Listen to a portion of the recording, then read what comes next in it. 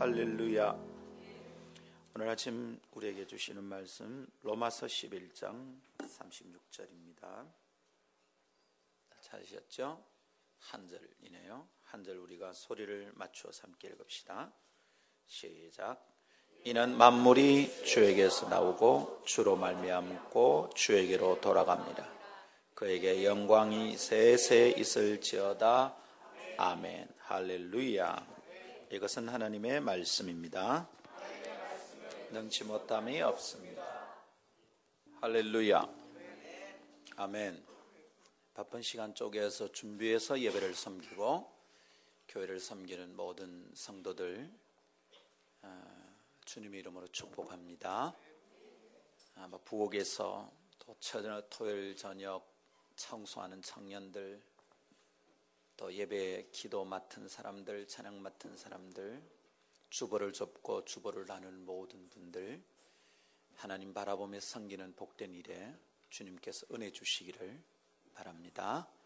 그런 한 사람 한 사람이 모여서 하나님 나라를 이룬다 확신합니다. 할렐루야. 기도합시다. 하나님 아버지, 오늘 저희는 다시 주님의 말씀 앞에 섭니다. 이것이 의미 없는 습관이 되지 않도록 저희를 깨우쳐 주옵시고, 하나님의 말씀이 무딘 정원의 저희 영혼의 세포를 깨우는 복된 기회가 되게 도와 주시옵소서. 오늘도 말씀하시면 듣겠습니다. 들으면 순종하고 깨달은 대로 살겠습니다. 하나님, 이 은혜를 오늘 부어 주시옵소서. 전하는 자의 입술을 정결하게 하옵시고 듣는 이들의 귀와 마음이 주님 앞에 준비되게 하옵소서. 존귀하신 주 예수님 이름으로 기도하옵나이다. 아멘. 할렐루야. 오늘은 종교개혁의 불씨를 지핀 마르틴 루터의 95개저 반박문, 그것이 공식적으로 교황청에 전달되던 날이었습니다. 1517년 10월 31일 마르틴 루터는 95개 항의 질문서를 교황청을 향해서 준비하고 그것을 비텐부르크 성당의 문에 붙였습니다. 이것이 새로운 시작이었죠. 10월 마지막 주일은 종교개혁 기념주일로 지키고 있는데 오늘은 그 495주년 되는 날입니다. 종교개혁은 사람들이 이렇게 생각합니다. 천주교에서 색강이 흘러나온 사건 정도로 보는 사람이 있을지 모르겠어요. 천주교, 기독교가 원래 기독교가 크게 흐르고 있는데 거기서 색강이 살짝 나와서 마치 기존의 기독교에서 새어나온 이단처럼 여기는 사람들이 있을 수 있습니다. 그래서 누군가는 천주교가 큰 집이고 개신교는 작은 집이라 그러기도 합니다. 다른 사람들은 천주교를 구교라고 그러고 개신교를 신교라고 그러기도 합니다. 여러분, 이런 말은 타당합니까? 혹시 우리가 이렇게 말하는 것도 틀렸습니다. 천주교를 카톨릭이라고 말하는 것 틀렸습니다. 카톨릭, 곧 캐톨릭이란 말은 정통의 교회, 전 우주적인 교회라는 의미를 가지고 있습니다. 그래서 카톨릭이 그렇지 않고 우리가 그렇습니다. 천주교를 카톨릭이라 부르면 안 되고 카톨릭이란 말을 쓰려면 로마 카톨릭이라고 꼭 붙여야 됩니다. 그렇지 않으면 그냥 천주교라고 불러야 되죠. 여러분, 우리도 알지 못하는 사이에 마치 천주교가 큰 집이고 우리가 작은 집인 것처럼 천주교가 구교고 우리는 신교다, 이렇게 생각하고 살아갑니다. 여러분, 이런 말들 타당합니까? 물론 역사적 연대기적 순서로 볼 때는 그렇게 말할 수 있을 거예요. 그죠? 1517년에 돼서 마르틴 루터가 깃발을 들고 그래서 개신교가 시작됐다면 그 말이 맞을 수 있습니다. 그러나 정신과 의미를 따진다면 그것은 어울리지 않는 평가와 표현들이라는 것을 알게 됩니다. 생각해 볼까요? 종교개혁은요, 성경으로 돌아가자라는 거룩한 운동이었습니다. 성경대로 살지 않던 당시의 백성들, 성경을 알지 못해서 무지한 백성들, 그리고 성경을 자의적으로 해석해서 백성을 혹세무민하던 그런 지도자들을 향해서 루터가 일갈한 거죠. 성경으로 돌아가자. 원래의 교회 정신, 원래 하나님을 섬기는 신앙으로 돌아가자는 운동이었습니다. 그렇다면 여러분, 원래의 기독교를 추구하려는 정신을 중심으로 본다면 우리가 구교입니다. 원래 기독교의 정신으로 가자. 원래 하나님 중심 사상으로 가자. 원래 붙들던 성경의 진리대로 돌아가자. 그렇다면 우리가 그 정신을 살린다면 우리가 구교입니다.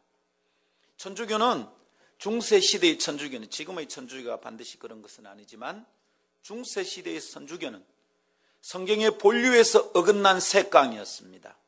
그들은 성경이 원래 말하는 기독교가 아니라 새롭게 생겨난 종교처럼 살았습니다.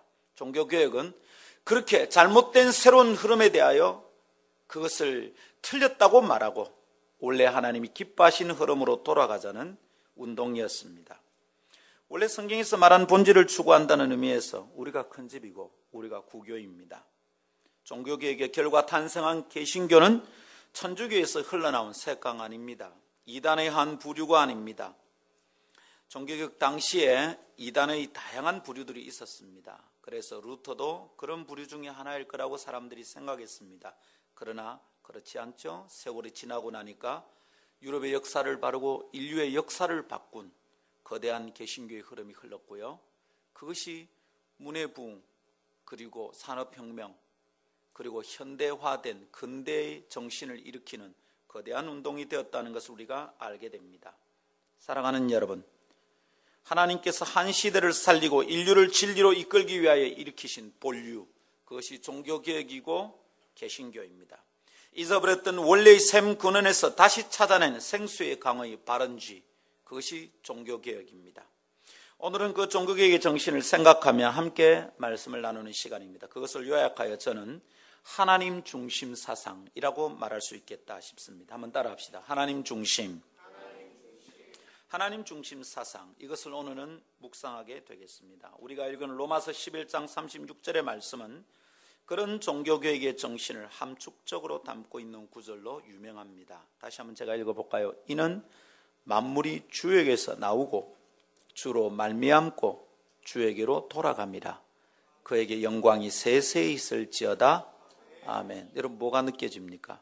하나님이 근원에 있고 하나님이 중심에 있고 하나님이 결국이고 하나님이 판단자다. 이런 의미가 거기에 들어있습니다. 깨달아집니까 여러분? 그렇다면 여러분, 로마서 11장 36절이야말로 종교개혁의 정신에 딱 어울리는 구절입니다. 모든 만물의 중심에 하나님이 계심을 이 구절은 잘 나타내 보여줍니다. 하나님 중심 사상이 거기에 들어있다, 이 말입니다. 이 하나님 중심 사상은 종교개혁의 정신이다, 이렇게 말할 수 있겠습니다. 그래서 오늘 그 정신을 따르는 믿음과 사상의 반열에 서 있는 우리 교회는 그것을 함께 붙잡으며 은혜를 받고자 합니다. 우리 교회는 장로교단이고요, 고신교단입니다. 고신교단은 개혁주의 정신의 뿌리를 내린 골수개혁주의 교단이다, 이렇게 말할 수 있습니다.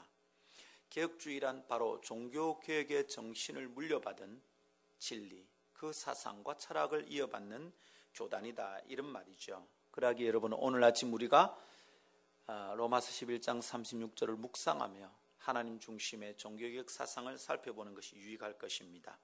그렇게 함으로 오늘의 성도들이 어떻게 살아야 할 것인지 신앙과 삶의 지침을 깨닫고 붙잡는 시간이 될 것임을 담대히 선언합니다.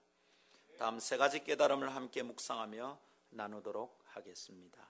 첫 번째는 하나님 중심은 오직 믿음으로 살아가는 것입니다.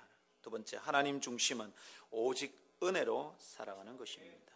세 번째로, 하나님 중심은 오직 말씀으로 살아가는 것입니다. 이 세 가지를 여러분과 함께 나누겠습니다. 첫 번째 따라합시다. 하나님 중심은 오직 믿음으로 살아가는 것입니다.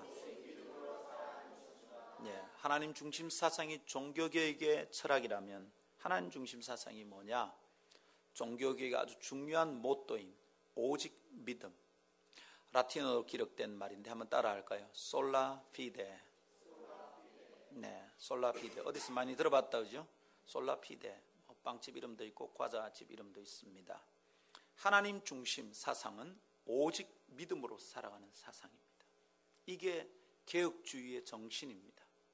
개혁주의의 정신을 따르는, 개혁주의 전통을 따르는 성도들이라면 마땅히 그들의 삶의 중심에 오직 믿음의 사상이 있어야 됩니다. 종교교육 정신이 바로 그것입니다. 여러분, 몇 가지 구호가 있습니다. 종교교육에 5가지 구호가 있는데 그 첫 번째가 솔라 피데, 그리고 두 번째가 솔라 그라티아, 솔라 스크립투라, 그리고 솔라 크리스투스, 그리고 마지막이 솔리데오 글로리아. 어려운 말 아닙니다. 우리 다 알고 있는 말입니다. 솔라 피데, 오직 믿음, 솔라 그라티아, 오직 은혜, 솔라 스크립투라, 오직 성경, 솔라 크리스투스, 오직 예수, 마지막 솔리데오 글로리아, 오직 하나님의 영광. 그 5가지 중에 첫 번째가 솔라 피데입니다. 한 번 더 따라할까요? 솔라 피데. 라틴어입니다. 우리말로 번역한다면 오직 믿음, 이렇게 말하면 될 겁니다. 한 번 더 따라합시다. 오직 믿음. 그렇습니다. 오직 믿음으로 살아야 한다. 이것이 종교교육의 모토가 되었던 정신입니다. 오직 믿음, 이것이야말로 하나님 중심 사상의 핵심입니다. 종교교육 당시에 유럽은 참 참담했었어요. 흑사병이 쓸고 갔거든요. 그 대륙은 사람이 손쓸 수 없는 질병에 대한 두려움이 깊게 배어 있었습니다. 그리고 여러분, 그 당시에 중세에 아주 심각한 추위가 들이닥쳤었습니다. 여러분, 그 당시에 유럽 처참했습니다. 추위가 쓸고 갔죠. 흑사병이 쓸고 갔습니다. 영어로 말하면 팬데믹, 그죠? 전반적으로 일어나는 어마어마한 질병, 패스트, 이 흑사병은 사람들을 질리게 만들었습니다. 마을 하나가 그냥 다 죽어버립니다. 도시 하나가 폐허가 됩니다. 영주들이 영을 내리죠. 그 도시를 불태워라. 거기서 아무도 살아나지 못한다. 산 사람도 안에 놓고 태웠습니다. 나오면 질병이 옮긴다고. 거기다가 여러분, 중세 영주들의 백성들에 대한 탄압과 약탈은 극에 달했죠. 극에 달했습니다. 그러한 까닭에 여기저기에서 농민 반란이 일어나기도 했었습니다. 유명한 농민 반란의 주도자였던 부처라고 기억이 됩니다. 이 사람이 마르틴 루터와 함께 운동을 일으키자, 이렇게 요청한 적도 있었습니다. 사람들은 불안에 떨고 있었어요. 시민사회가 자리 잡을 수가 없었습니다. 미래가 매우 불투명했습니다. 거기다가 아주 중요한 역사적 사건이 있었죠. 오스만 터키 제국이 그냥 서쪽으로 침공이 들어왔습니다. 그래서 동로마 제국이 멸망당했습니다. 유럽의 불안과 두려움은 배가 되었습니다. 이미 여러분, 유럽은 벌벌 떨고 있었는데, 흑사병과 이런 걸로서 벌벌 떨고 있었는데, 오스만 터키 제국의 침공은 그냥 공포였습니다. 무지한 이방인들의 칼에 짓밟힐 자신들의 가족을 생각하는 시간은 거의 패닉 상태죠. 유럽은 이미 페르시아와의 전쟁을 통해서 페르시아의 잔인함을 알고 있었던 시간이잖아요. 페르시아가 얼마나 잔인하게 유럽을 쓸었는지, 무슬림들의 아픔, 그들의 잔인함을 알고 있었습니다. 그런데 다시 동방의 나라가 침공해 오는 겁니다. 극복하지 못할 공포감이었습니다. 그들의 미래는 어떻게 될까요? 그런 시간 속에서 사람들은 어떻게 구원받을 수 있다고 생각할 수 있을까요? 미래가 보장됩니까? 우리가 다음이 어떻게 될까? 내 자녀들이 사는 세상이 어떻게 될까? 미래가 없었어요. 또다시 질병이 들이닥칠까? 오스만 터키 제국은 어떻게 할까? 이 감당할 수 없는 추위는 어떻게 할까? 이 흉년은 어떻게 할까? 여러분, 엉망진창이었습니다. 흉년에 겨우겨우 농사 지었는데 영주가 다 빼앗아갑니다. 농민들의 불만이 극에 달했습니다. 그 안에서 여러분, 불안을 해소하고 싶어하던 사람들은 구부러진 종교에 매달리기 시작합니다. 잘못된 신앙이 판을 치는 거죠. 그것을 종교 지도자들이 교묘하게 이용합니다. 여러분, 그래서 나온 게 뭡니까? 면죄부입니다. 면죄부. 구원받고 싶은데, 눈에 보이게 확증을 얻고 싶은데, 감정에 따라 흔들리는 자신을 보고 자신의 견고하지 않은 삶의 터를 볼 때 어떻게 구원받았다는 것을 확인할 수 있는가 두려웠습니다. 그것을 노리고 종교 지도자들이 장사를 하기 시작합니다. 봐라, 면죄부를 사라. 그러면 용서받고 구원받는다. 특별히 여러분, 성경에도 없는 교리를 만드는 거죠. 연옥이라는 곳이 있다. 사람이 죽으면 일단 그 길을 가는데 거기서 후손들이 헌금을 많이 하고 기도를 많이 하면 천국으로 가고 아니면 지옥으로 간다. 이런 것을 가르쳤습니다. 혹세무민이죠. 어지러운 세상이었습니다. 여러분, 그게 흘러가고 있었어요. 구원을 어떻게 받는다고요? 면죄부를 사면 받는답니다. 면죄부 뭡니까? 내가 값을 지불하는 겁니다. 곧 사람의 공로로 무엇이 된다고 생각하는 거예요. 그런데 여러분, 루터도 그렇게 살았거든요. 루터는 그의 전기와 그의 삶을 읽어보면 정말로 정결하게 온몸으로 몸부림치면서 주를 위해 살았던 사람입니다. 로마에 가면 그 거룩한 계단이 있습니다. 거기를 루터가 무릎으로 기어 올라갑니다. 자기의 죄를 씻으려고. 제가 자꾸 생각납니다. 이 죄를 이기고 어떻게 구원받냐고. 공로를 지불해야 된다, 공덕을 쌓아야 된다고 가르치던 천주교의 가르침대로 해본 겁니다. 돌을 닦으려고, 수양을 해보려고 무릎으로 그 계단을 기어 올라갑니다. 그러기를 여러 번 절망이 옵니다. 도무지 그렇게 해서 자기 죄가 씻어지질 않아요. 무릎은 깨질 듯이 아프고 온몸은 괴로운데 양심에 찔리는 죄의 괴로움을 이 무릎이 느끼는, 몸이 느끼는 괴로움이 이길 수가 없습니다. 절망합니다. 그러다가 아주 중요한 사건이 루터에게 옵니다. 박사학위를 받았어요. 젊은 나이였어요. 20대입니다. 근데 자기 선생님이신 분이, 멘토이신 분이 비텐버그 대학의 교수였는데 루터에게 기회를 줍니다. 네가 박사학위를 받았으니까 내 강의를 하나 해라. 그게 성서 강의였어요. 성경 강의였어요. 루터가 굉장히 성실한 사람입니다. 얼마나 철저한지 정말로 철저하고 무지무지 성실한 사람이에요. 빈틈이 없을 정도로 열심히 강의를 준비합니다. 성경을 강의하고 성경을 준비하는데 시편, 갈라디아서, 이것이 처음에 그가 강의했던 것들입니다. 갈라디아서는 요약한 로마서잖아요. 복음의 진수 거기에 딱 들어있습니다. 바울의 깨달음을 정리하고 그것을 설교하는 동안에 알아버렸어요. 아, 면접으로 사람이 구원받을 수 없는 거구나. 사람의 불안은 내가 열심히 잘해서 해결될 수 있는 게 아니구나. 구원은 오직 믿음으로 받는 것이구나. 이것을 깨달은 겁니다. 그리고 이것을 가르치기 시작합니다. 그래서 어떤 사람은 이렇게 말합니다. 바울은 말하고 어거스틴은 이해하고. 누가 이래 말했거든요. 바울은 말하고 어거스틴은 이해했다. 바울이 말한 믿음으로 구원받는 도리를 바울이 말했잖아요. 그 로마서의 전체의 흐름입니다. 그리고 그것을 어거스틴은 정확하게 이해를 했다. 그런데 누군가 거기다 덧붙입니다. 바울이 말하고 어거스틴이 이해한 것을 담대하게 믿음으로 선포한 자는 루터다. 시대의 흐름과 맞짱 뜬 겁니다. 여러분, 이렇게 말하는 것은 매우 위태했습니다. 루터가 95개 조항을 벽에 붙였는데 그것은 본질적으로 면죄부에 대한 시비였습니다. 중요한 게 두 가지가 있었는데 하나는 면죄부고 또 하나는 사제에게 가서, 신부에게 가서 고해성사를 하는 것에 대해서 문제를 걸은 거예요. 그렇지 않다. 사제를 통해서 죄가 용서되고 구원받는 게 아니다. 모든 그리스도인은 하나님 앞에 나아가서 자기의 죄를 회개함으로 믿음으로 구원받는다.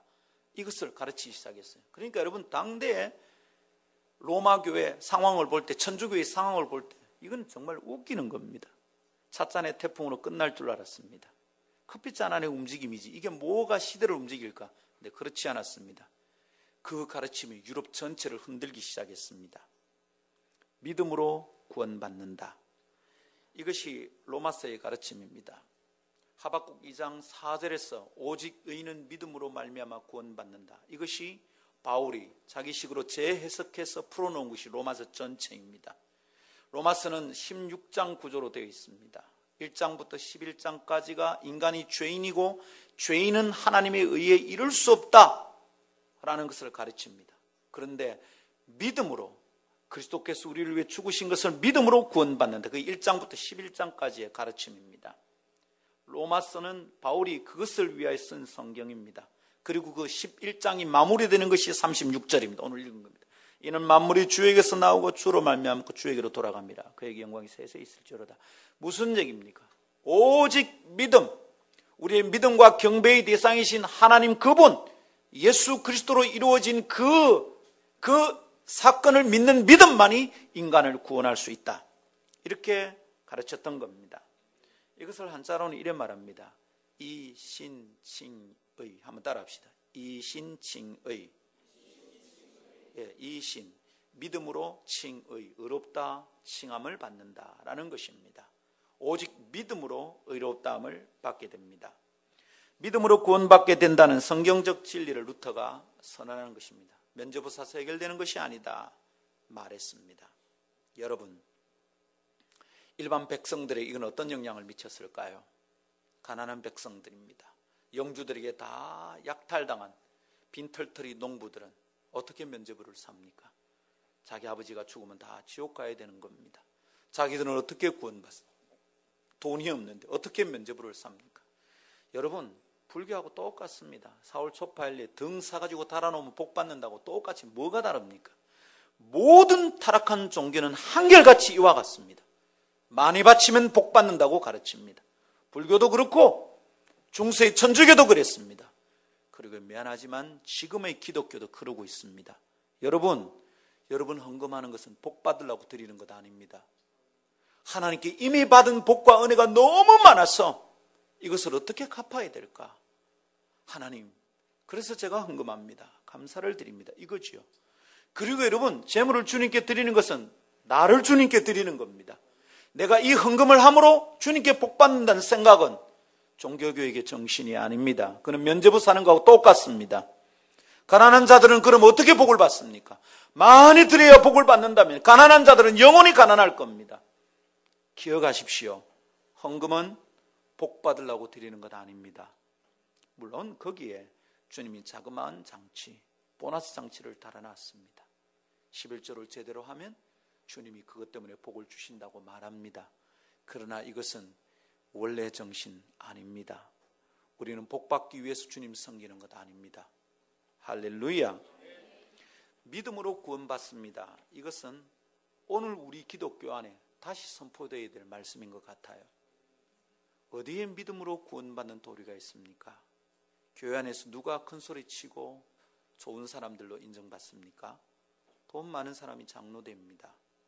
학벌 낮으면 교회 안에 인정받지 못합니다. 사회적 지위가 낮은 사람들은 장로되고 권사되는 것 힘이 듭니다. 장로되고 권사되는 것은 세상에서 힘이 있는 사람이 돼야 교회가 잘 돌아간다는 생각이 사람들 머릿속에 있습니다. 말해보십시오. 이것이 하나님 중심 사상인지 한번 말해보십시오. 어떻게 돈 많은 사람이 장로가 될 수 있고 학벌이 낮으면 권사가 되지 못한다는 생각이 하나님 중심 생각인지 말해보십시오. 우리가 다시 중세로 돌아가고 있는 것입니다. 타락한 종교가 되고 있는 거예요. 그러니까 어떻습니까? 온 세상이 교회를 욕합니다. 원래는 세상이 교회를 욕하는 것이 아니에요.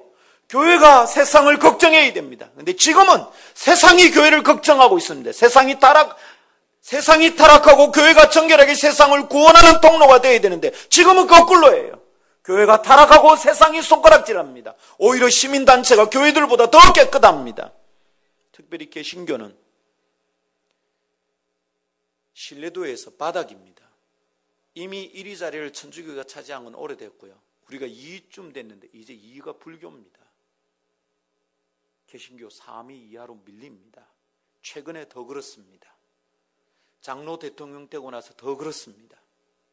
YS 대통령 되고 신뢰도 더 떨어졌고 MB 되고 나서 더 떨어졌습니다.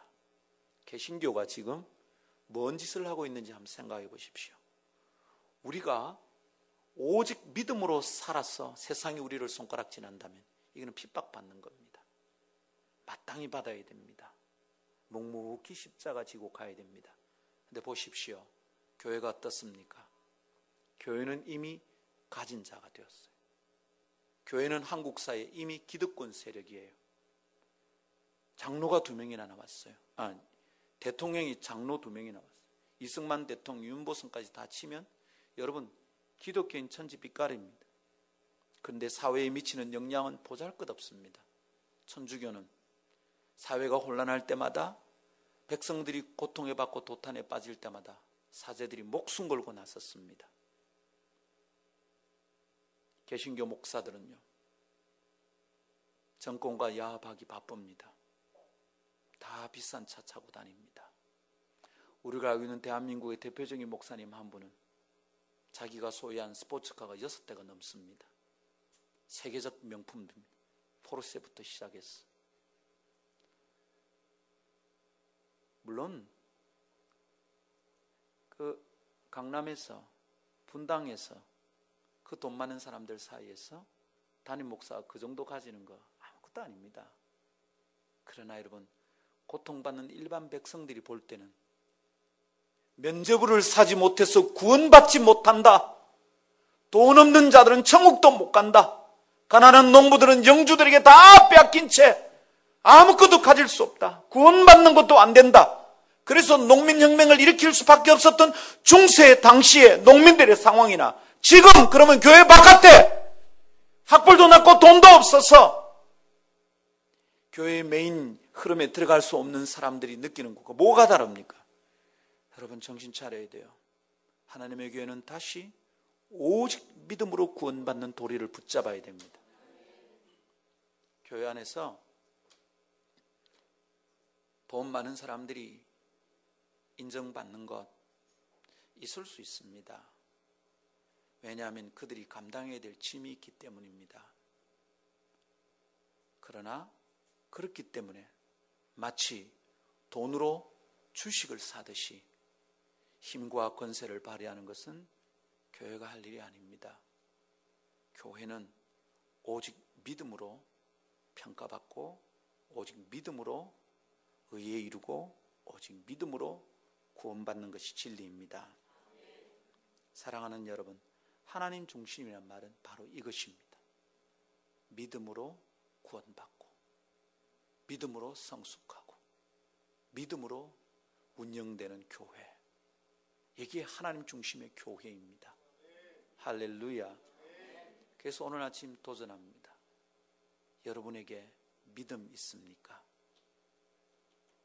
신념을 말하는 게 아닙니다.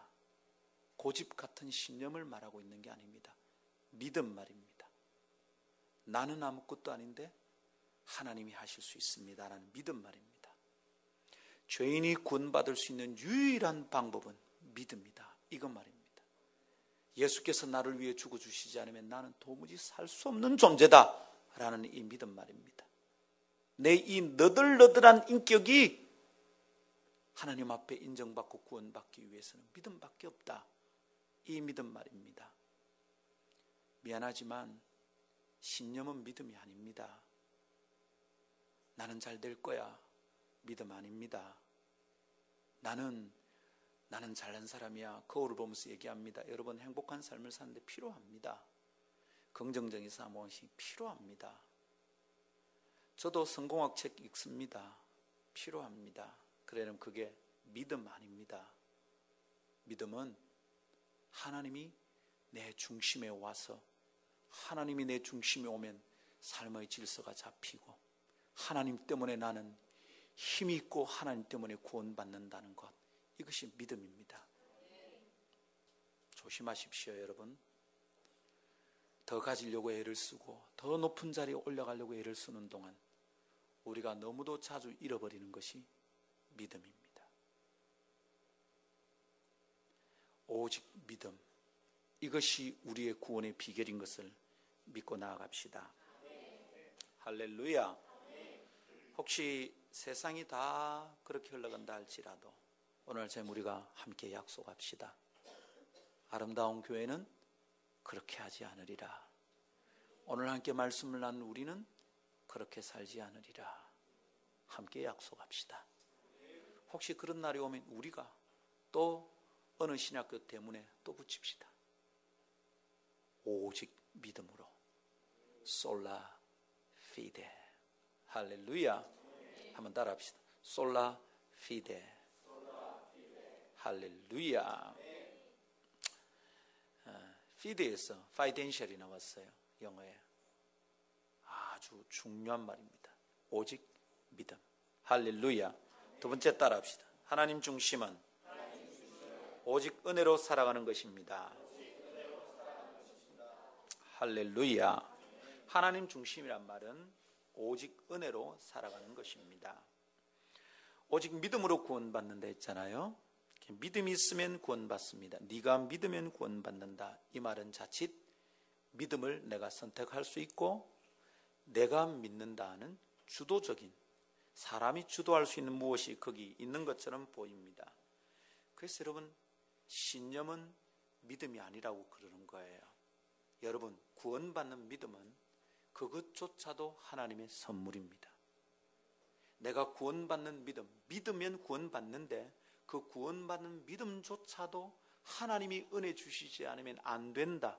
그것조차도 하나님 주시는 선물이다. 이거란 말입니다. 이게 뭡니까? 오직 은혜입니다. 라틴어는 이렇습니다. 한번 따라합시다. 솔라 그라티아. 네, 할렐루야. 솔라라는 말은 라틴어로 오직이라는 말입니다. 그라티아, 은혜란 말이죠. 여기서 영어의 그레이스가 나왔고요. 오직 은혜입니다. 오직 은혜로 구원받고 하나님의 백성은 오직 은혜로 산다. 이겁니다. 값으로 지불해야 면죄부를 살 수 있고 돈이 있는 사람들만 교회 안에서 대접을 받던 그 로만 가톨릭 중세 천주교의 모습은 하나님이 원하는 모습이 아니었습니다. 그래서 이 보잘것없는 한 사제, 아주 새파란 로마 교황의 권세에 비교하면 아무것도 아닌 이 보잘것없는 한 신학교의 교수가, 지금으로 칠 것 같으면 여러분 이거는 뭐 정교수도 아닙니다. 시간 강사 같은, 이제 겨우 전임 강사 딸똥말똥하는 사람입니다. 진짜로 보잘것없는 한 사람이 일어나서 말합니다. 오직 믿음, 오직 은혜, 이렇게 말합니다. 루터가 한 말 중에 이런 말이 있습니다. 죄를 깊이 아는 사람일수록 하나님의 은혜가 깊은 사람입니다. 이해하겠습니까? 죄를 깊이 아는 사람일수록 하나님의 은혜가 깊다, 이 말입니다. 죄가 얼마나 징그럽고 죄가 얼마나 위험하고 죄가 얼마나 절망적인 것인지 이 죄의 깊이를 정확하게 아는 사람이야말로 하나님의 은혜를 깊이 아는 사람이다, 이런 말입니다. 여러분의 죄 때문에 절망해 본 적 있습니까? 아, 나는 완전히 버러지구나. 나는 완전 쓰레기구나. 내 죄를 보라. 또 짓고 또 짓고 또 짓는 내 죄를 보라. 어쩌내게 후회하고 회개하고 오늘 아침에 또 짓는 꼬라지를 보라. 작심 3일이 아니라 나는 작심 3시간도 안 된다. 난 버러지다. 보잘것없는 나를 보라. 여러분, 죄 때문에 절망한 적 있습니까? 죽고 싶습니다. 하나님께 그만 죽여달라고 고백한 적이 있습니다. 하나님, 이제 그만 죽여주십시오. 더 이상 죄 안 짓고 싶습니다. 여러분, 저 천국 가고 싶습니다. 천국 왜 가고 싶습니까? 천국 가고 싶은 중요한 이유, 제게는 3가지가 있습니다. 첫 번째는 믿음의 사람들 다 만나보고 싶습니다. 아주 신날 것 같아요. 다윗과 만나고 바울에게 물어보고 베드로 한번 놀려보고 몇 개에게 이런 한번 해보면 좋겠어. 달걀 가지고 막 베드로 앞에 저글링하고.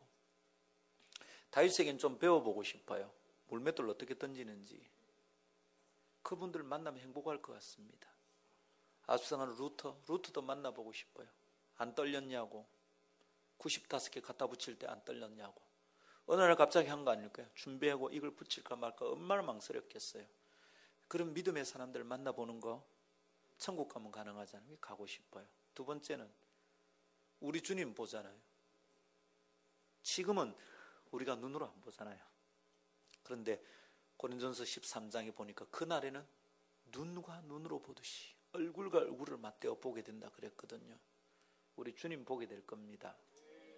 3번째로 제가 천국 가고 싶은 것은 죽으면 천국 가면 더 이상 죄 안 짓거든. 죄 짓는 게 끝이 납니다. 여러분 이런 생각 해본 적 있습니까? 이 절망스러운 일입니다. 죄 짓는 게 끝이 안 나는 겁니다.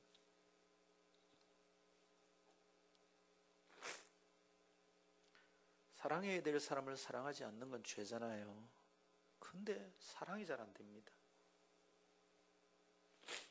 목자가 양떼를 사랑하는 것은 너무도 당연합니다. 그게 안 되면 목자를 그만해야 됩니다. 근데 목자인데 양이 밉습니다. 어떨까요, 여러분? 홀로 있는 시간에 아무렇지도 않다면 그건 진짜 가짜 목자입니다. 미치고 죽고 싶습니다. 어떻게 주님 내 안에서 이 더러운 흐름이 계속됩니까? 끊어지질 않습니다. 마음에는 온갖 잡탕입니다. 짐승의 놀이터입니다. 이게 어떻게 이렇게 되지? 한 날이라도 내가 거룩하게 주님 앞에 있을 수가 없을까? 참 괴롭습니다, 여러분. 물론 저는 죄의 깊이를 다 알 수는 없습니다. 내 영혼이 무뎌가지고 그걸 그렇게 더 세밀하게 더 깊이 알지는 못합니다. 루터는 그걸 알았던 사람이에요. 자기 죄를 씻으려고 무릎팍으로 계단을 기어오르고 금식하고 그래도 해결되지 않는 거죠. 그래서 여러분, 그가 한 것이 하나님의 은혜가 참으로 크구나. 사람이 노력해서 얻을 수 있는 게 아니구나. 하나님의 은혜가 허락되어야 되는구나. 이걸 깨달은 것입니다. 루터의 말은 은혜의 의미를 잘 나타내 보여줍니다. 죄의 본질을 알고 있는 사람은 죄인의 전적 무능, 전적 타락에 대하여 깨닫게 되는 거예요. 내게 의의가 하나도 없구나. 나는 전적으로 타락한 존재구나. 그래서 나는 전적으로 무능하구나. 내가 자랑할 것이 아무것도 없구나. 이걸 깨닫게 됩니다. 아무것도 할 수 없는 완전한 부도 상태. 나를 정죄하는 사탄의 정죄 앞에 의를 내놔야 됩니다. 그렇지 않으면 나는 죽는 겁니다. 지옥 가는 겁니다. 그런데 지불할 의의 상태가 내게 없는 거예요. 이게 부도입니다. 의의 부도 상태. 이게 죄인입니다. 이게 죄인의 상태입니다. 아무것도 할 수 없습니다. 내 스스로는 하나님이 요구하시는 의의를 만족시킬 수가 없습니다. 나 스스로는 절대로 죄의 굴레에서 벗어날 수가 없습니다. 무엇으로 해결합니까? 타락한 중세의 종교 지도자들은 돈이 있으면 된다고 가르친 거예요. 면죄부를 사면 된다고 가르친 거예요. 루터가 아니라는 걸 깨달은 겁니다. 그냥 있을 수가 없었던 거죠. 틀렸다. 죄의 절망으로부터 구원하는 것은 하나님의 은혜가 아니면 안 된다. 믿음으로 구원받는다는 진리는 어쨌든지 믿기만 하면 된다는 가벼운 가르침이 아닙니다. 종종 이런 사람 만납니다. 마지막 순간에 회개하고 죽으면 구원받잖아. 우와, 이 사람 믿음과 은혜의 도리를 모르는 사람입니다. 적당히 살다가 마지막 순간에 내가 회개하면 천국 가잖아. 믿기만 하면 된다는 도리를 잘못 이해하고 있는 거예요, 여러분. 그렇지 않아요. 마지막 순간에 믿음이 생긴답니까? 믿음이 자기가 선택할 수 있는 것이라고 생각하고 있는 거잖아요. 죽음이 눈앞에 오는 순간 내가 예수 믿겠다 이러면 믿어진다고 생각하는 거잖아요. 얼마나 무서운 착각인지 여러분 착각하지 마세요. 믿기만 하면 된다는 가벼운 가르침이 아닙니다. 구원받기 위해 필요한 그 믿음조차도 사람 속에서 생길 수 있는 게 아니라는 거예요. 그게 죄인인 겁니다. 죄인은 믿어야 구원받는데, 예수 그리스도 붙잡아야 구원받는데, 여러분 그 믿어야 된다는 그 사실 자체를 깨닫고 믿는 것이 안 되는 게 죄인입니다. 전적 무능.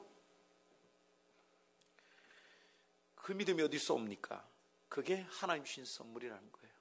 구원받는 믿음도 하나님의 선물입니다. 사람들의 어리석은 논리로 따르면 구원이 쉽고요, 세상을 편하게 살 수 있습니다. 적당하게 즐기고 살다가 죽음이 눈앞에 오는 순간에 예수 믿습니다 하면 되잖아요. 그게 안 돼. 우선은 우리가 언제 죽는지 모르잖아요. 여러분 언제 죽는지 압니까? 건널목을 지나갑니다. 저편에서 남자친구가 손을 흔듭니다. 그래 자기야 꽝 죽었습니다. 이 사람 언제 죽는 줄 알았습니까? 그렇죠. 꽝 부딪히는 순간에 예수 믿습니다 이러면 됩니까? 언제 예수 믿을 수 있습니까? 여러분 우리 언제 죽는 줄 압니까? 어림도 없습니다. 우리가 우리의 삶의 길을 정할 수가 없고요, 언제 죽는지 알 수도 없습니다. 믿음은 내가 함부로 선택할 수 있는 게 그것도 하나님 주신 선물입니다.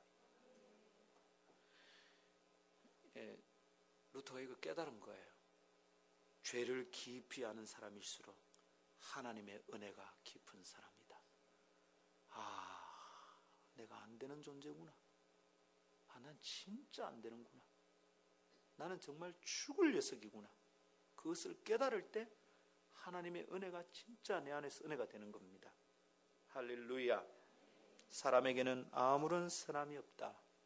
절대 무능이고 전적 타락이구나. 이 절망적인 깨달음은 하나님의 은혜를 마침내 사모하게 되고 하나님의 은혜의 깊이를 이해하게 됩니다.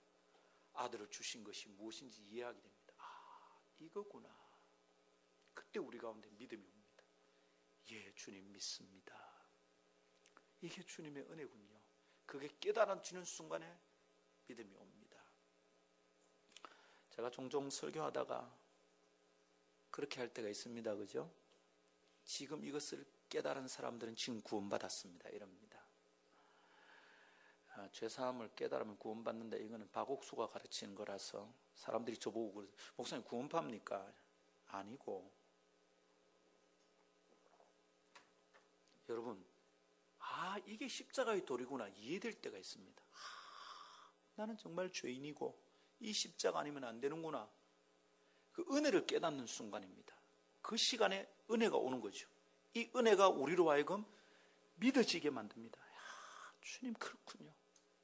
예수님 나 때문에 내가 어떤 존재인지 다 알고 죽어주셨군요. 이게 확 깨달아집니다. 여러분, 그 은혜입니다. 이 죄인이 이걸 어떻게 깨닫느냐고 깨달아지는 게 은혜입니다. 그 순간 내 안에 믿음이 생기는 거죠. 예, 주님 저 이거 믿습니다. 이거 제게 필요합니다. 이 은혜로 저는 살고 싶습니다. 여러분, 그게 믿음입니다. 할렐루야. 오늘도 말씀을 나누는 가운데 하나님이 성도들 가운데 여러 사람들을 지금 만지고 계세요. 눈빛이 달라요. 알 수 있어요. 설교자들로서. 여러분, 이게 깨달아졌으면 여러분 속에 믿음이 시작되는 거예요. 이게 은혜구나. 믿기라면 구원받는다는 게 값싼 일이 아니구나. 가벼운 가르침이 아니구나 라는 것을 깨닫기를 축복합니다. 은혜 없이 못 살게 된다는 놀라운 진리 앞에 우리가 그때서야 드디어 서는 겁니다. 죄가 깊으면 알게 됩니다. 나 징그러운 존재구나 깨닫는 순간 은혜가 임합니다. 주님 이것 때문에 사는군요. 믿음으로 고백하는 그것이 구원받는 믿음인 겁니다. 할렐루야. 그렇다면 여러분, 이것 때문에 종교개혁을 일으켰습니다. 오늘날은 어떨까요? 우리는 개혁의 정신을 따르고 있는 걸까요? 여러분, 누군가 그랬습니다. 개혁된 교회는 개혁되어야 한다. 이런 말을 했어요. Reformed Church는 Reforming Church이다. 개혁된 교회, 1517년부터 시작된 종교개혁 운동 때문에 개혁된 교회는 지금 그대로 있는 게 아니라 여전히 지금도 개혁되어가는 교회입니다. 지금 우리가 과연 오직 은혜의 정신으로 살고 있는가 말입니다. 사람의 의가 자꾸 드러나는 것이라면 그건 은혜로 사는 게 아닙니다. 사람이 뭘 해서 사람이 칭찬을 받는다는 것은 의로움으로서 하나님의 의로 사는 게 아니에요. 하나님의 은혜가 아니에요. 그 결과 하나님이 영광을 받으시지 못해. 사람이 무엇을 통해서 어떻게 된다면 사람이 자꾸 영광을 받는 거죠. 그러나 하나님 중심 사상은 어떻습니까? 하나님이 영광을 받으시는 겁니다. Soli Deo Gloria. Soli Deo Gloria. 오직 하나님께 영광. 할렐루야. 현재 기독교 신자들, 우리의 모습을 들여다보면 위험한 게 많습니다. 우리가 가지고 있는 은혜의 개념은 자칫 위험한 것일 수 있습니다. 은혜를 가볍게 여기는 거죠. 은혜를 너무 쉽게 여기는 거예요. 은혜로 하자. 이게 무슨 말입니까? 그렇게 쉽게 할 말이 아닙니다. 은혜는 죄가 깊을 때 깨달아지는 절절한 깨우침입니다. 은혜 없이 안 되는구나. 무릎으로 계단을 수백 번 기어 올라서 피가 철철 흘러도 죄가 용서되지 않는다는 깨닫는 순간 은혜 없이 안 되는구나 알게 되는 아주 묵직한 깨달음입니다. 하나님 저 학벌로도 안 되고 건강으로도 안 되는군요. 인물로도 안 되고 주님 제가 말빨로도 안 되는군요. 재래구도로 안 되는군요. 오 주님 은혜가 필요합니다. 이겁니다. 은혜로 하자야. 쉽게 하자는 말이잖아요. 대충 하자는 말입니다. 그런 말씀은 안 됩니다. 그런 용도로 써서는 안 됩니다. 은혜는 아주 중요하고 무거운 주제입니다. 그것이 없으면 천국으로 가는 문을 발견할 수 없습니다. 은혜가 없는 인간의 눈에는 복음이 안 보입니다. 안 깨달아집니다. 들을 귀가 생기지 않는 겁니다. 죄의 절망 속에서 찾아내는 탈출구 같은 희망은 오직 은혜를 통해서만 가능하기 때문입니다. 나는 아니구나. 나는 불가능하구나. 그것을 깨닫는 순간 우리는 은혜와 접촉합니다. 그것은 지금까지 인간이 붙잡고 살고 있던 자기 중심적 생각을 한순간에 뒤집어버리는 놀라운 사건이 될 것입니다. 할렐루야. 하나님 중심은 오직 은혜로 살아가는 것입니다. 성도들, 그래서 우리가 사모합시다. 하나님, 은혜 받아 사는 사람들 되고 싶습니다. 성도는 은혜를 먹고 사는 겁니다. 광야를 지날 때 이스라엘이 어떻게 살았습니까? 하늘에서 만나가 떨어집니다. 하나님 메추라기를 주십니다. 그걸 먹고 삽니다. 하늘에서 오는 것을 먹고 삽니다. 자기들이 경작하지 않았습니다. 자기들이 사냥하지 않았습니다. 근데 먹을 걸 주셨습니다. 하늘로부터 오는 겁니다. 이게 뭡니까? 은혜입니다. 오늘은 어떻습니까? 오늘 우리가 어떻게 삽니까? 여전히 오늘도 우리가 은혜로 사는 겁니다. 이스라엘이 가나안에 들어왔습니다. 광야를 지나는 동안 만나를 먹을 때는 하나님 주신 줄 알았습니다. 자기들도 농사를 짓습니다. 농사를 지으면서 사람이 뭘 해야 된다는 생각이 있었던가 봐요. 가만히 보니까 가나안에 있는 족속들이 바알신에게 빕니다. 아세라에게 빕니다. 남신과 여선이 사랑을 할 때 거기서 비가 온다고 믿었던 거죠. 이스라엘 사람들이, 유대인들이 그걸 따릅니다. 생각한 거예요. 여기 들어와서는 자기 힘대로 자기의 방식으로 살고 그 땅에 있는 사람들의 방식으로 살아가야 되는 줄 알았던가 봐요. 근데 그게 틀린 거죠. 광야에서 은혜로 만나를 주셔서 살았다면 가나안에 들어왔어도 하나님이 은혜로 주시는 비와 바람과 있을 때문에 농사가 되고 결실이 되고 그 햇빛 때문에 과일이 있고 당도가 높아지는 것입니다. 그런데 이들이 가나안에 들어오는 순간 이걸 잊어버렸어요. 하나님의 은혜로 산다는 걸 놓쳤다 이 말입니다. 오늘 우리 어떻습니까? 우리 어떻게 삽니까? 직장이 있으니까 살죠? 내가 건강이 있으니까 일하는 거죠? 내가 열심히 일하면 돈 번다고 생각하죠. 위험해요. 그 예수 믿는 거 아니에요. 그건 오직 은혜로 사는 게 아니에요. 하나님이 내게 건강을 주시지 않는다면, 햇빛과 비를 주시지 않는다면, 신선한 공기를 주시지 않는다면 내 건강이 어떻게 유지될 것이고 나는 어떻게 살 수 있는가 하나하나 생각하면 은혜인 겁니다. 기억해야 됩니다. 인간은 본질적으로 전적으로 무능하다는 것을 정확하게 깨달아야 됩니다. 이거 놓치는 순간 은혜는 온데간데 없어집니다. 은혜 없이는 못 사는구나. 왜 밥 먹을 때 기도합니까, 여러분? 밥 먹을 때마다 몸 떨리는 은혜를 깨달아야 됩니다. 아버지, 이 한 그릇에 밥그릇, 이거 제가 어떻게 먹을 수 있습니까? 식사기도 대충 하는 습관 여러분 물리쳐야 됩니다. 밥 먹을 때 눈만 감고 뜨면 안 됩니다. 구체적으로 감사하고 기도해야 됩니다. 이스라엘이 광야에서 만나를 거둘 때 어떤 마음이었을까요? 자기가 함부로 한다고 생각할 수 있었을까요? 한 그릇 밥그릇 놓고도 우리는 간절히 기도하고, 우리 뭐 때문에 젓가락 숟가락 들고 뭐합니까? 우리 칼 싸움합니까? 뭐 하는 겁니까? 이거 무슨 이벤트입니까? 뭡니까? 할 때마다 다짐하는 겁니다. 오직 하나님의 은혜로, 오직 하나님의 영광을 위해 살자 고백하는 것이죠. 하나님의 은혜로 사는 겁니다. 주부들 남편에게 월급 봉투 받을 때 어째 받습니까? 아이고, 옆집 철수 아버지는 연봉이 벌써 6천이 넘었다는데 그렇게 받으면 안 되죠. 남편이 수고한 은혜를 내가 무시하는 겁니다. 그죠? 소중히 받아야 되겠습니다. 그러니까 그렇게만 받았어도 안 돼요, 여러분. 하나님 참 감사합니다. 은혜 주셔서 우리 남편 건강하고, 은혜 주셔서 직장 붙어 있고, 하나님 참 감사합니다. 이렇게 받아야 제대로 받는 것이지요. 아멘. 사랑하는 성도 여러분, 오직 은혜를 사모하며 살아갑시다. 루터는 그 깜깜한 중세의 흑암 속에 희망의 빛을 선포한 거예요. 아무것도 없이 무능한 무지랭이들, 그 가난한 농부들이 구원받을 수도 없고 행복하게 살 수도 없는 사이에 루터가 선포한 겁니다. 오직 은혜요. 당신들이 자격이 없고 가난하든 어떠하든 자격이 없다고 생각하는 그거 아니요. 자격 없는 자들에게 주시는 선물 은혜가 있어. 그렇게 선언하는 것입니다. 오늘 아침 우리도 이것을 붙들고 나아갑시다. 오직 은혜. 하나님 이 은혜 제게 주시고 이것으로 살게 하옵소서. 마지막 세 번째 따라합시다. 하나님 중심은 오직 말씀으로 살아가는 것입니다.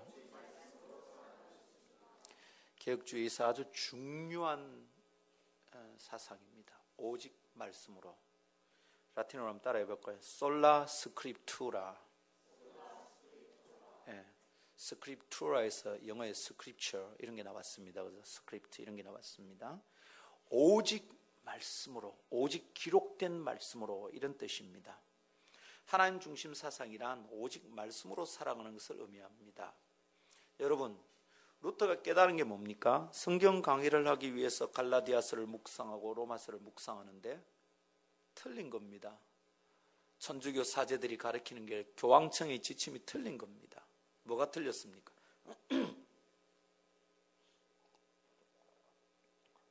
면죄부를 싸서 구원받는데 이게 틀렸다는 걸 알게 되었어요. 당시에 성 베드로 성당을 짓고 있었거든요. 이 성당을 짓는데 자금이 필요했던 겁니다. 자금이 필요했는데 영주와 제후들에게 좀 많이 받으면 되는데, 그 당시에 이제 이게 복잡한 세계사 사건이 있었잖아요. 카노사의 굴욕으로 황제가 교황에게 무릎 꿇고, 아비뇽이 귀환인가요? 그 때문에 또 교황이 황제에게 무릎 꿇고, 이런 것들이 막 얽히설키 좀 설켜 있었습니다. 교황이 절대 권력이 막 있었는데 이제 중세로 이래 뒤로 넘어오면서 어떻게 되느냐 하면 제후들과 영주들과 타협하지 않으면 안 돼. 거기서 줄타기를 해야 돼. 자금이 생길 때가 많지 않아요. 거기서 생각해낸 고안해낸 방법이 뭐냐면 면죄부입니다. 면죄부 사면 구원받는다. 앞뒤 다투지 않고 내는 겁니다. 자기 아버지가 지옥 가기를 바라는 사람이 어디 있겠어요? 돈을 내서 삽니다. 그 자금으로 베드로 성당을 짓습니다. 물론 그 사이에 어떤 제후의 배를 불리는 일도 있었습니다. 이 역사적 사건인데 재밌어요. 읽다 보면 재밌고 징그럽고 막 이랬습니다.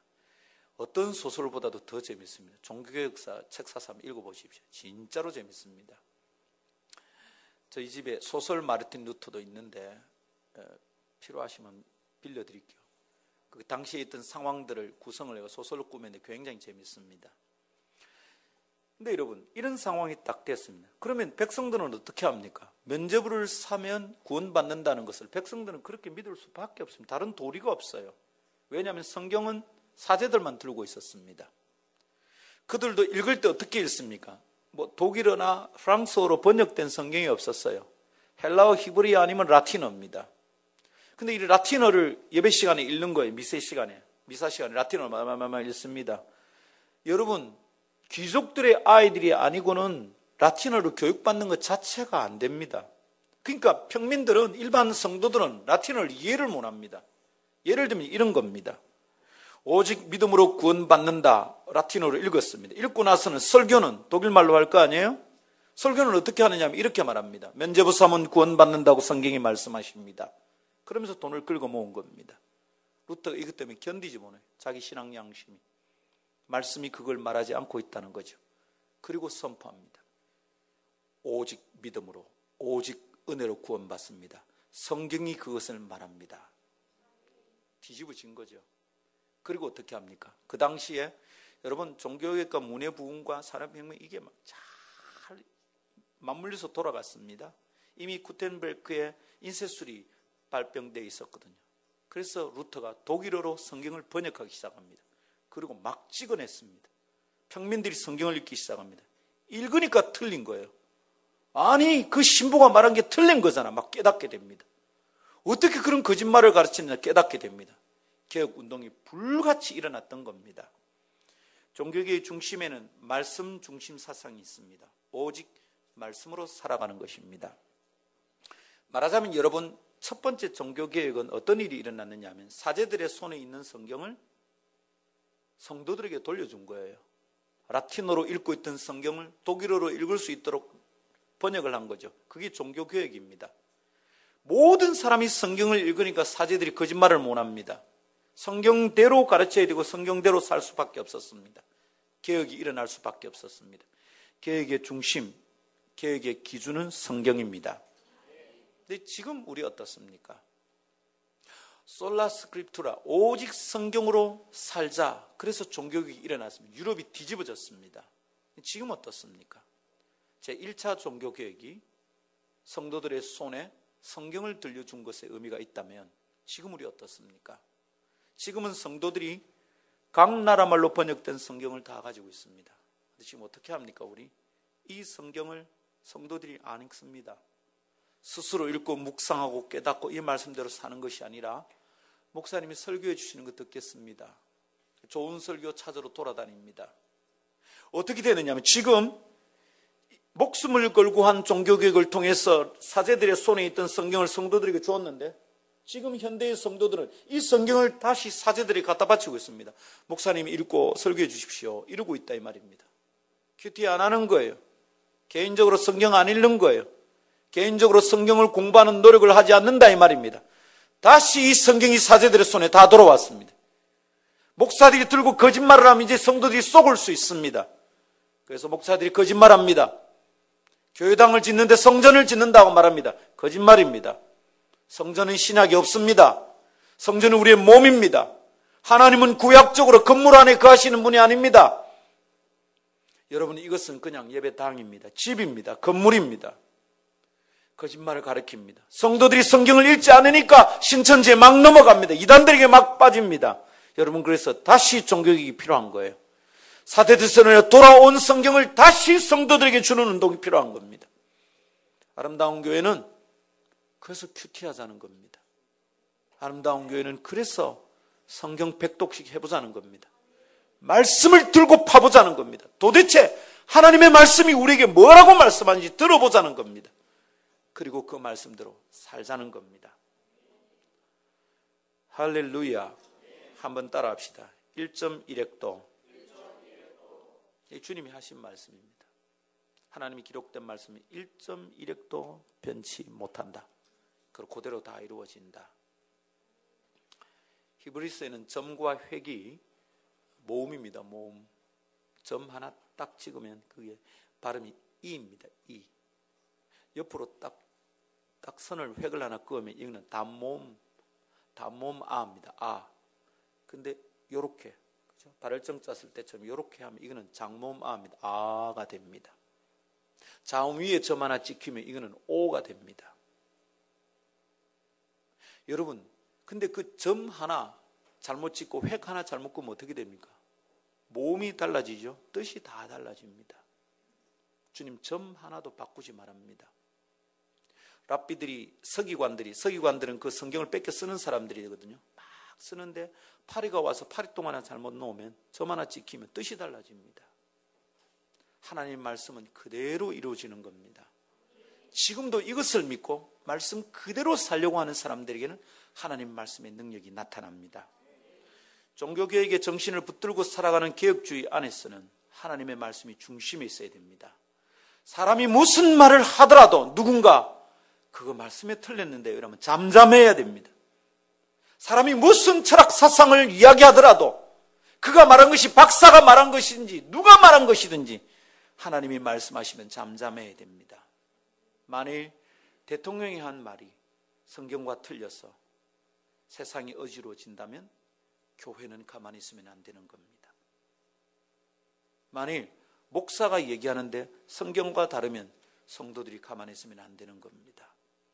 그러나 지도자가 성경을 이야기할 때는 딴소리하면 안 되는 게 종교개혁 정신입니다. 주를 위해 우리를 헌신합시다. 제가 이런 데 됩니까? 그런 소리 하면 안 됩니다. 헌신해야 합니다. 말씀 중심이 하나님 중심입니다. 할렐루야. 아름다운 교회는 그래서 지겹게 말씀을 붙들고 지독하게 말씀을 붙들고 끈질기게 말씀과 씨름하는 교회가 되기를 바랍니다. 말씀 정돈합니다. 오직 믿음 솔라 피데, 오직 은혜 솔라 그라티아, 오직 말씀으로 솔라 스크립투라. 이렇게 살면 결과가 어떻게 됩니까? 오직 하나님의 영광 솔리 데오 크롤리아. 우리가 바라볼 것은 그것입니다.